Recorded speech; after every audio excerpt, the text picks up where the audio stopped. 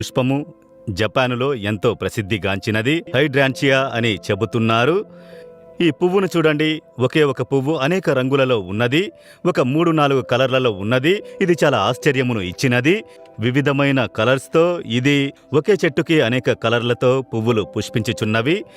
దేవుని సృష్టి యొక్క మహత్యము ఎంత ఆశ్చర్యకరమైందో చూశారా? కలర్గా ఇంటికి రంగులు కొడతాం కదా, ఆ కలర్స్ ఎక్కడి నుండి కనిపెట్టారు? దేవుడు ఈ రకమైన కలర్స్ ఇచ్చినందున మనుషులు వీటిని యోచించి కలర్స్ కనిపెట్టారు. కనుక ఈ కలర్స్ అన్నిటికీ ఆధారము ప్రభువే. ఆయనే అందమైన రంగులతో పుష్పములు, చెట్లు, ఆకులన్నిటినీ సృష్టించి అందమైన సౌందర్యమైన కలర్లు ఉన్నాయ్యా, వీటన్నిటిని చూసి మీరు ఎంజాయ్ చెయ్యండని దేవుడు చెప్పియున్నారు. వాటిని చూసినప్పుడు చాలా సంతోషంగా ఉన్నది, ఆశ్చర్యంగా ఉన్నది కదా.